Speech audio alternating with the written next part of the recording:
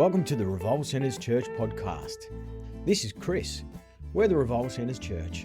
We're a worldwide fellowship of Christian believers who have each had a direct personal experience of the living God. This week it's an interview. Pastor Geoff Beggs is being interviewed by Pastor Simon. As a teenager, Pastor Geoff wondered whether there was really any evidence of a God. But then he had his own personal experience of receiving the Holy Spirit, changing his life forever. All right, well, it's Simon here. And look, I've got to just admit to everyone that's listening to this that I feel all-powerful at this moment because I'm sitting at the master microphone. That's the red microphone, which is used for the podcast for the church. A special time here today because it's my job to interview Pastor Geoff. We'll call him Geoff. And thank you. You happy with that? Or Oh, yeah. What about the middle name? We won't go there? No, we're not going there. Okay. All right. Well, you know, you've been down in Melbourne and perhaps we'll talk about that a little bit later on.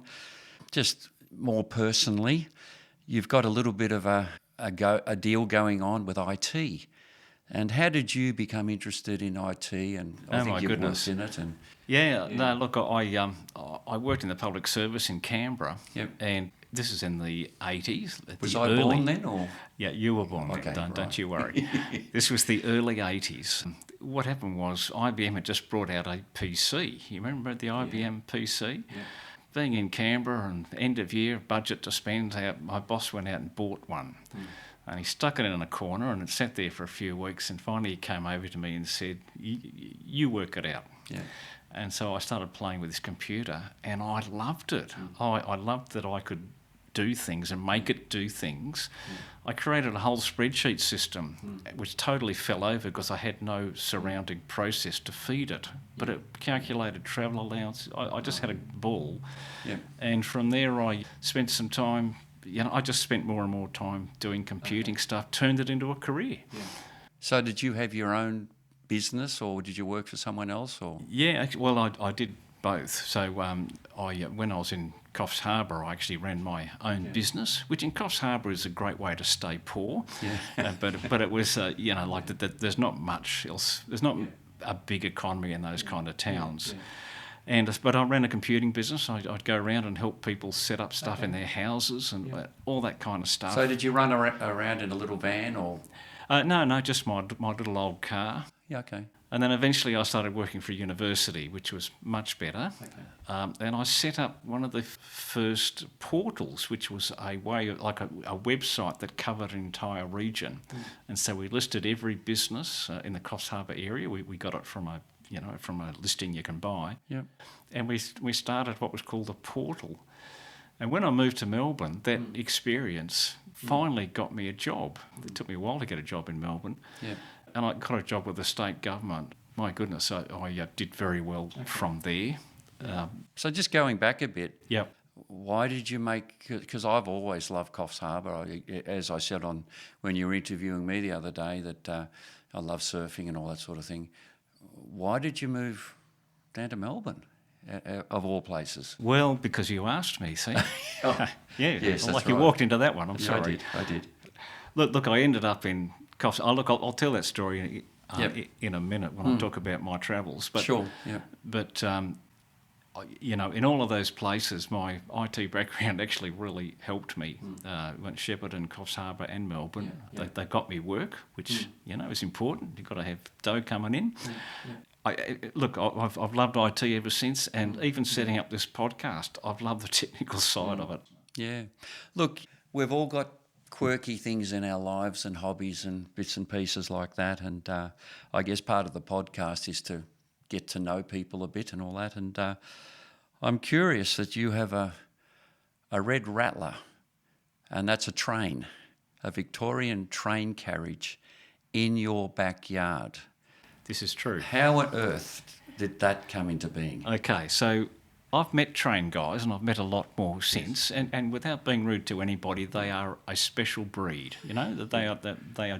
They sit there all day waiting for the train to go past. Well, there's something about. I think people like the regularity of timetables, all that kind. Anyway, I wasn't one of those. I just didn't do that. But we bought a house, and when we looked at the listing for the house, we quite liked it. And this is, because we're heading into our retirement, all that kind of stuff. In the backyard of this house, actually down a row of steps, was a 1915 Red Rattler train. M320 is its number. And these trains were all sold during the 80s when they were replacing them, and they just sold them to enthusiasts. And the guy who owned the house before us must have been an enthusiast. Yeah. And he'd plonked it there, but he hadn't done anything. When you mean plonked it there, it's nowhere near a railway station. How did it get there? That's a very good question. I get asked that a lot. So our house is surrounded by other houses, but in the 1980s it wasn't. And it was one of the first houses there, and it came in on a great big truck, and a crane put it there. Good grief. And amazing.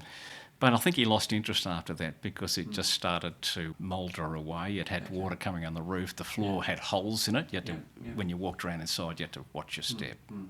So that train, was that the real selling or buying point for you? No.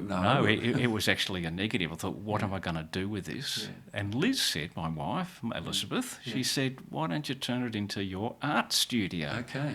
Which was her clever way of getting me out of the house because she doesn't like the smell of my oil paints. Okay. Well, look, you've just mentioned something. There's a bit of a segue here.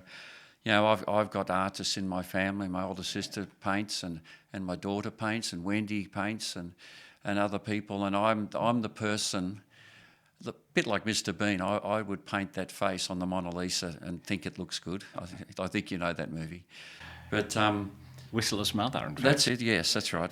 Sorry about that. But I'm not big at all on that sort of thing. So you've got a creative edge in you, and you've what have you done? You've made the train... Into a studio. Into a studio. So I have to correct you there, because I didn't think I had a creative bone in my body. Okay. And when I did art at school, I was very bad at it, very bad, and they sort of gave up on me. Yeah. But for some reason, as I was nearing retirement, I thought, I better find out if there's something else I can do than just run around and sit around or whatever I was doing. Yeah. And so I started painting pictures, and I ended up liking it, and I started going to lessons after I retired, and now I paint pictures. So with that, I don't know a lot about the art world, but how would you categorise the style of painting that you use? Probably. Look, I'm most excited by the Impressionists. Okay. So what does that define that? Well, that's really interesting. So you can paint objects. You can look at an object like a face or a tree, and you can think, I have to get the branch here and the leaves there. Yeah. Or you can actually paint the impression that it has on you. What that means is the visual impression. Yes. It's not whether it makes you feel happy or sad. Okay. The visual impression. So it's not like you're painting a photograph quality. No, it's not a bit at all. Blurry. Well, it's interesting how your eye works. Yeah. So when you look at anything in the real world, you think you're seeing everything like a photograph. Yeah. But in reality, your area of focus is actually very small, and the rest of it's actually is mushy around you, and your brain kind of fills it in. Yeah, okay. And if you look at an Impressionist painting, you can be there, but when you get up close, it looks like a whole bunch of splodges. Yeah. Well, I'm at the splodges end. Okay. Yeah. So I noticed you often put some pictures up when you're travelling around the place of things, and what I notice about yourself and members of my family that are artistic is all your photographs are terrific. Mine are awful. Comparatively, and is that because through the artwork you get a way of seeing something? Because so composition, absolutely, and I do. There are rules of composition, and people try and think, well, why should I follow the rules? But if you do follow them, you usually end up with something good. Yeah. And then when you really know what you're doing, you might break some rules. Yeah. But it's best to know what rules you're breaking. Okay. Geoff, when I was talking to you yesterday about how I came into contact, as you know, I was born into the revival centres, and your story is obviously everyone's got their story, but you were a teenager when you came in contact with the church. Tell us how your story began.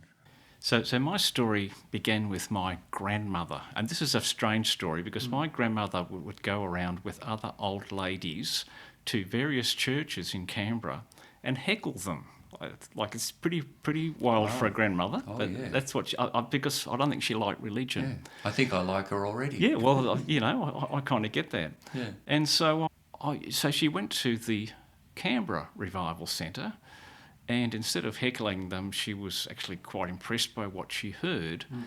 And one of the things that really impressed her was the healing message, that people could be healed. And the reason she cottoned on to that was my mother, her daughter, was dying of emphysema, and was, in fact, when I was 12, Dad sat me and my two sisters down and said, Mum's going to die in about a year. You need to prepare for it. Okay.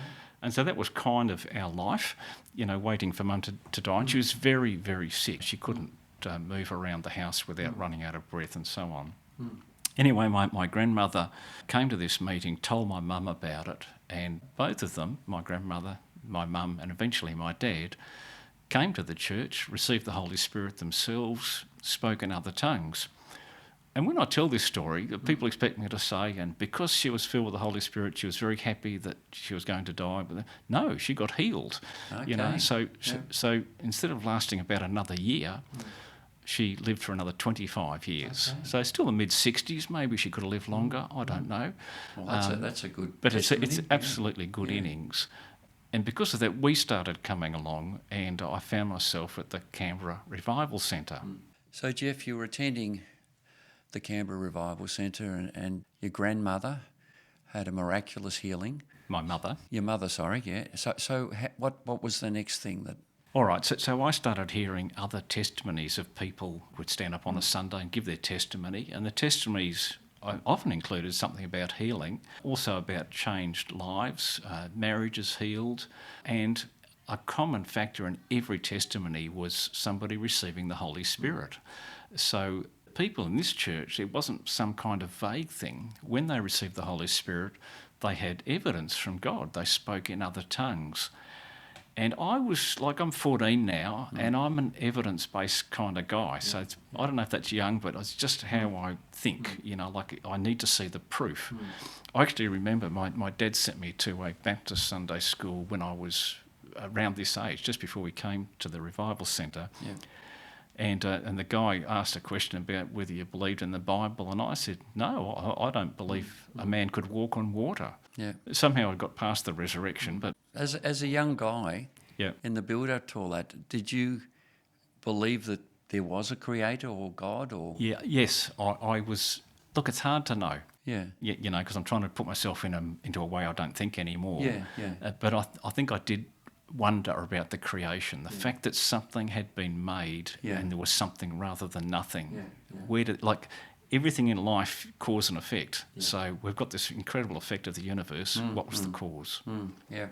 Well, that's a pretty deep thing for a young man, and so you're attending the church, and there was lots. Like I know down in Melbourne, we used to have Sunday school prayer meetings and all this sort of thing. So did you put your hand up in a meeting, or what happened with yourself? Yeah, look, at some point, it took months, you know. Okay. Was I thick? I don't know, probably. Yeah. Were you a little bit of a rascal as a teenager? Not overly. I don't think I was... Bit twitchy with your parents? Or? Well, I wasn't all sweetness and light. I liked to do my own thing, but I don't think I was that difficult. Yeah. But what happened was I having heard all this for months, somehow it finally clicked with me that this was for me too. And I did put my hand up. I put up my hand in a meeting saying, I want to receive the Holy Spirit, and nothing happened. Had you told your parents you were going to do that? No. Wow. Was it a rebellious move, perhaps? Well, interesting. I hadn't thought about it that way. No, look, I think I just wanted to have what other people had. Yeah. I won't go on about it. I think what happened was I did, and I sought for the Holy Spirit, and after a few months, so that's, slow, in February 1971, I went to a prayer meeting, and I put my hand up in the prayer meeting, and the pastor came and prayed with me, and I received the Holy Spirit. I spoke with other tongues. And look, people have differing experiences, but mine was somewhat dramatic in the sense that I had this... sounds silly when I say this, like a revelation, but all of a sudden I knew, I think that's a better way of putting it, all of a sudden I knew that God loved me. Yeah. And I just knew it. And how did I know it? I don't know, Yeah. but I did. Yeah. And I was speaking in other tongues, and I got baptised, full immersion a week later, and that was my start of my walk in the Lord. Was it a little bit like all of a sudden you belonged to what you saw over many years? And Yeah, look, there was that. Like the sense of belonging was nice, but for me it was actually the connection to God. You know, the connection to God was kind of unexpected, even though I'd heard people talking about it. Yeah. Until you've experienced it yourself, you can't tell. Sure, yeah. So you're a teenager, you receive the Holy Spirit, and I know that in your story you moved around a lot, perhaps a little bit later on in life, but back in the early days there in Canberra, what sort of responsibilities did you step into? And yeah, so I ended up looking after young peoples as one of the team leaders, you know, in the youngies, as we call it, in the church. I ended up as a house leader, and so I looked after a group of 30 people or so. And eventually I was appointed as an assistant pastor, I suppose would be the kind of term in Canberra. And then one day I was down in Melbourne with my pastor, and because we were talking about creating some resources for pastors or something. And Pastor Lloyd, your dad, was there in the meeting, and I was the guy taking the notes. So the two big guys are having the conversation, and I'm taking notes. That's my role. Yep. Pastor Lloyd said something about Shepparton, and he said, you know, we really need someone in Shepparton. Yeah. And the conversation went on, and about 3 or 4 minutes later I piped up and I said, what's the population of Shepparton? Yes. And your dad, I'll never forget this, Pastor Lloyd, he turned to me, and for the next half an hour he spoke about what an opportunity it would be for a young pastor to take over the work in Shepparton. Yeah, he was good. He was good at that. And so I rang Liz, I jumped in the car afterwards and rang Liz and said, tell you what, I'm going to go home via Shepparton. I'm going to have a look at it. Okay. So I went to Shepparton, which is a lovely spot, but it's flat as a tack, all the things we don't like. Yeah. But lovely spot, lovely people. And I rang up Liz and I said, well, it's got a shopping centre. It's got a main street. And anyway, we ended up moving to Shepparton, and I started looking after the church there. Yeah, okay. And so that was a small group there. Yes, about 30-ish. Yeah. And look, and a little bit later on, I'm aware of the fact I started to know who you were in that time as well, and you made a couple of other moves to other places. And how did that transpire? The church at Coffs Harbour was looked after by Pastor Peter Kay, who wanted to retire. And when I say he wanted to retire, he'd already retired once. He'd retired to Coffs Harbour, and you know, before he knew it, he had a church around him, and he wanted to retire properly. And he called me up and asked me to come and have a look. And we went to our honeymoon in Coffs Harbour, so it was kind of a bit special to go to Coffs Harbour. And not only that, I seemed to be needed and all that kind. Anyway, long story short, I ended up at Coffs Harbour. And so we looked after a church, you know, like a slightly bigger church there, maybe 40 people or so, something like that. And we were there for 7 or 8 years. Really enjoyed it. I don't know if I've ever told you this, but I always wanted to live in Coffs Harbour. I can understand it. It's lovely. One of my places. And so in relation to that, I asked you the question, surfing. Did you ever hit the water in Coffs? Oh my goodness, because I was now moving to Coffs. And remember, I'm a Canberra boy, and then I've lived in Shepparton, and now I'm actually on the beach, my lifelong dream. And so I'm probably 40 by this stage. And I was talking to Bruce Pollock, you know, who's Pastor Bruce there now, and he said, I'll teach you how to surf. I thought, this is my golden opportunity. So he got me there down on the sand, you know, just on the board, and he took me through all the motions, and then he said, this is the point, you just spring up. Well, I couldn't spring up, so I don't know whether my muscles, I don't know, I just couldn't do it like he did it. And that was, I had a couple of goes, but I never became a surfer. Okay, sorry. So obviously you ended up with me and our pastor team down in Melbourne, and so from your point of view, you know, I've got my story, of course, but from your point of view, how did that happen? All right. So I was doing various things. We'd got involved with the website, so I was helping look after that from Coffs Harbour, because it's IT. You can do it anywhere in the world. There's the IT again. There's that theme. And I thought that that our church as a whole needed a website, and so I started working with some of the guys down in Melbourne and yourself just about how that might be. So we set that up, and I say we, that was me, set it up and got it going. There was a few other sort of interactions I think I had with you, and you gave me a call, 1999, I don't know, something like that, and said, how about coming down to Melbourne?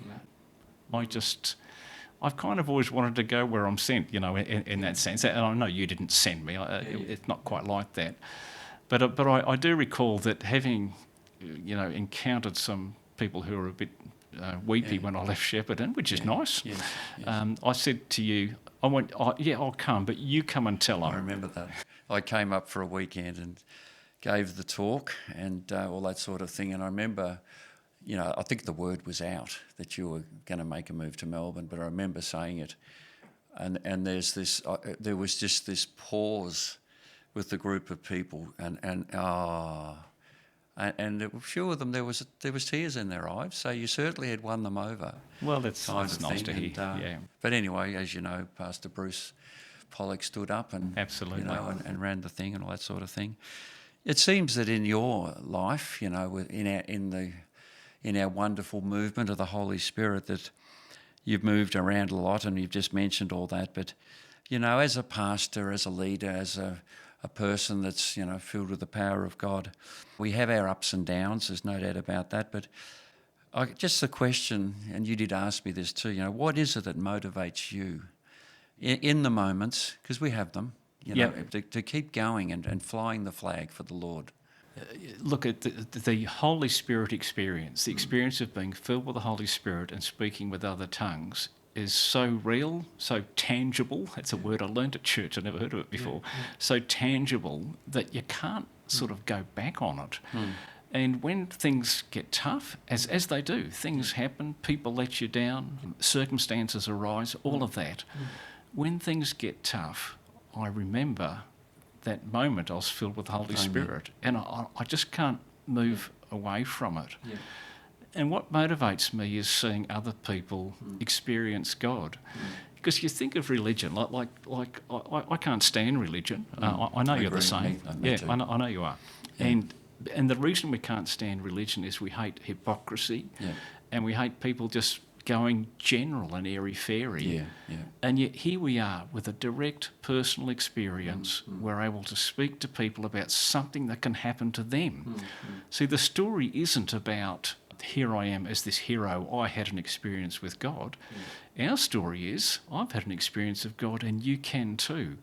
And that's sensational, to go down that track with someone and then to see them filled with the Holy Spirit. Nothing like it. In with the podcast, and it's a very modern idea, and I'm hoping that a lot of the younger people of the church will listen to these podcasts, because there's lots of things that you're planning to put up. Is there any one thing that you just to finalise now, that you'd like to bring forth, just for the generation of now, perhaps look at older listeners as well? Anything you want to say to encourage people just as we close? Look, we are getting younger people involved in the podcast, and that's a very definite move on my part, because look, I'm heading for the big 7-0. It's not that far off. It just seems a long way away with me. And although I still feel like I'm about 23 in my head, I recognise that I'm not. It's when you walk up steps look, or a hill. I've been working on that. So anyway, I think it's important for people in our church, and older people and younger people.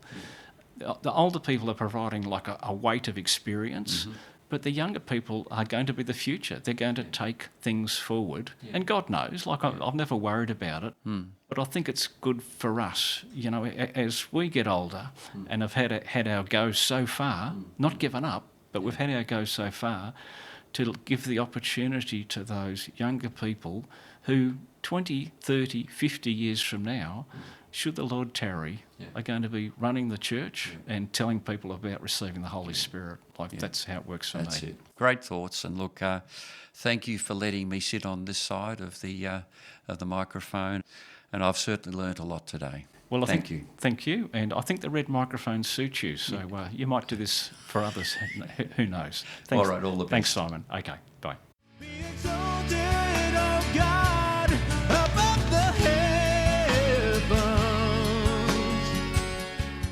Thanks for listening. You can find out more about Revival Centres Church at our website, revivalcentres.org. See you next time. Beyond the